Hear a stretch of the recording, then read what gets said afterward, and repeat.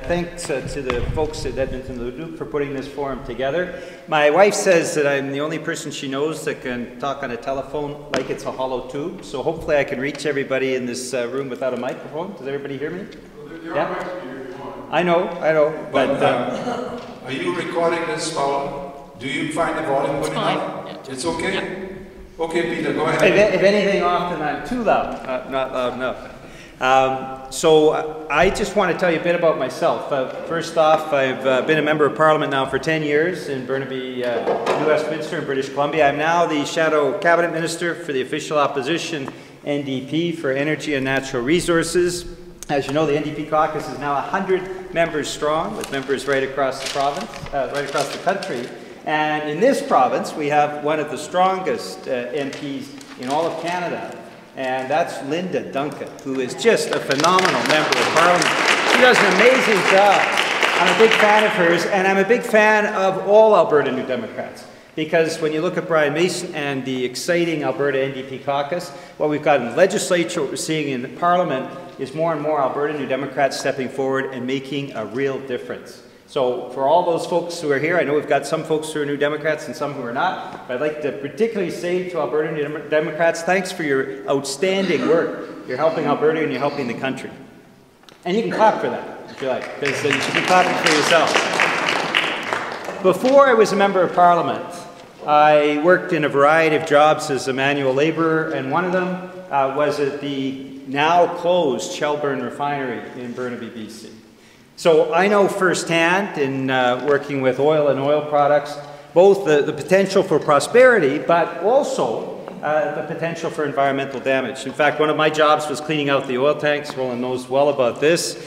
You go in with oxygen, you go out with the full emergency and safety equipment. If there's any problem with the oxygen tank and you're at the back of that tank cleaning it, you die. So you have to have a healthy respect for what petroleum, what oil can actually do to a human being and to our environment. And that's really the starting point, I think, for the discussion today, right?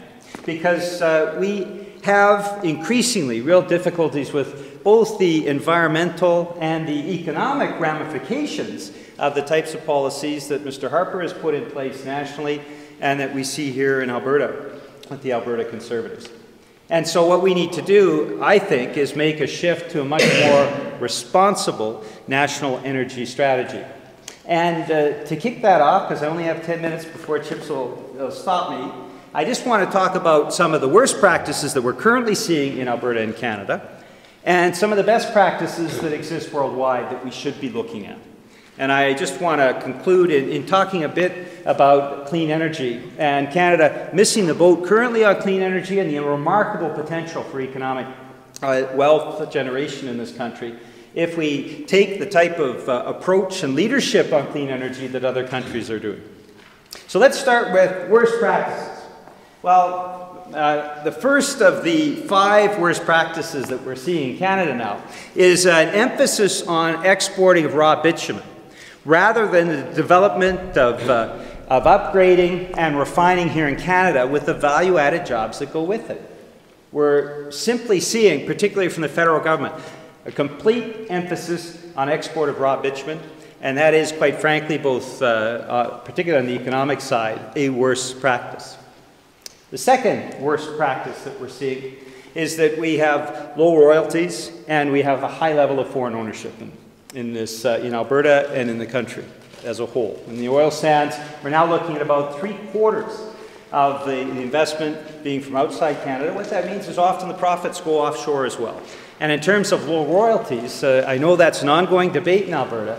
Simply have to see more of the benefits of the resources that Alberta owns going to the people of Alberta. The third worst practice is not having in place adequate environmental evaluation public consultation process. And we saw that, who followed the federal Conservative budget in 2012, the changes that were made. And I know a number of you are aware of this. What happened was Mr. Harper put forward a budget that actually gutted environmental protection, the environmental assessment process that should take place for new projects. According to the Commissioner of the Environment, 99% of environmental assessments were eliminated in with the stroke of a pen once that budget was passed. That's the Commissioner of the Environment speaking. And when we talk about public consultations, we're seeing firsthand now the changes in the public consultation process that the Conservatives brought in. We now have proposed west-east pipelines. I'll come back to that in a moment. But any opportunity for the public to speak out has been eliminated. I actually personally made an application to comment on the Line 9 application. That's a pipeline reversal in Ontario. It took my staff, and I have very dedicated, hardworking, and bright staff, 2.5 days working collectively to go through all of the red tape that the Conservatives have put around the public consultation process. Now, this is just to apply to make a comment. This wasn't to put in a comment. It was simply to say, here, I have a level of expertise and involvement and experience. I had to put in a full resume with all my jobs from birth till now. I had to send copies to the companies, and we all had to do that in a very tight timeline. Now imagine people in Alberta wanting to comment on new projects. Virtually impossible unless you can take a week off work, or you're working with a whole group that has a tremendous amount of resources available to them. So the public consultation process has been gutted. And worse, if the National Energy Board makes a decision that calls for mitigation on one of these projects, now we have, by cabinet fiat under Mr. Harper's regime, cabinet fiat, a cabinet decree can override whatever decision the National Energy Board makes regardless. So the third worst practice is the gutting of environmental evaluations and the gutting of a real meaningful public consultation process. Fourth worst practice. We are now, instead of training the workforce to work in the energy industry, we are increasingly calling upon temporary foreign workers. People who are brought here on a temporary contract. They don't have the same rights that Canadians have. And increasingly, we're seeing in the oil sands and elsewhere, thousands of temporary foreign workers coming in without the rights, without being able to set down roots and bring their family to Canada, but rather to do a temporary contract and go away. And the fifth worst practice that we're seeing from the Alberta Conservatives and the federal Conservatives is an inability to recognize the reality of climate change. Now, that has ramifications here in Canada, we know, but it also has profound ramifications right across the planet. In the United States, President Obama has been very clear. The holdup on the Keystone Pipeline is because Canada has been irresponsible on climate change and having no real environmental policies. So Keystone, if it is rejected because of the Conservatives' irresponsibility on issues around climate change and the environment. I've just come back, I went on my own dime, my own cost, my wife and I went to Europe on a clean energy tour. And in Europe, of course, the European Union is now calling for a fuel directive that targets Canadian oil, Canadian products, again because of the lack of environmental policies and climate change policies. So the Conservatives are directly hurting our own industry by their irresponsibility on the environment and climate change. So what are the best practices? Well, first off, value-added, upgraded. We've talked, and Tom Mulcair, our national leader, has talked about the principle of a west-east pipeline that would be having upgraded product and refined product here in Canada. That means creating jobs here in Canada, value-added jobs, good jobs like the kind of job I had when I worked at Shelburne Refinery. But it also means replacing foreign supplies of oil. What's wrong with this picture? Eastern Canada is supplied by foreign supplies of oil at a world price, and yet what we are seeing here in Canada and Western Canada is seeing a discounted price, and we haven't had any federal leadership to say we need a national energy strategy in place, so we're building those jobs in Canada and reducing our dependence on foreign supplies of oil. Second, best practice, and this is fundamentally important.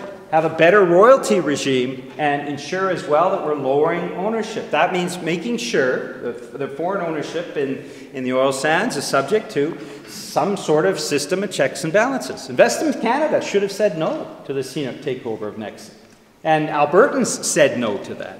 Federal government let it go forward. And on the royalty regime, this is something that I'm sure Roland will want to speak to as well. Over a period of time that is similar and a similar level of production, let's look at two jurisdictions, Alberta and Norway.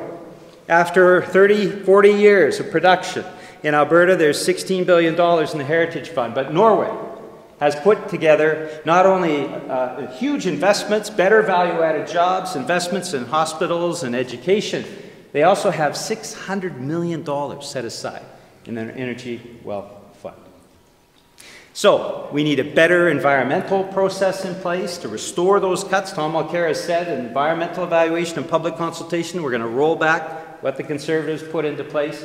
We're going to make sure as well that we are training our workforce for the jobs of tomorrow, not only in the oil industry, but in clean energy. And that brings me to my fifth best practice, because Chip's already making me signs that I'm running close to the limit. The fifth best practice is that Canada should be showing leadership on the environment and leadership on climate change internationally. And that means value-added jobs in the future in clean energy. There'll be trillions of dollars in investment over the next few years. There's a clean energy boom around the world. Canada gets only the crumbs. Other countries have managed to create hundreds of thousands of jobs in clean energy. Canada has not. And so a major thrust, a best practice, is to ensure that we put in place clean energy components. So we need more public consultation. We need to make sure that we're consulting with First Nations. We need to ensure that we're consulting with communities. We need a clean energy strategy. We need value-added production. And we need a federal government that is willing to show leadership and consult with communities right across the country. That, in a nutshell, is the kind of national energy strategy I think all Canadians can get behind. Thank you very much.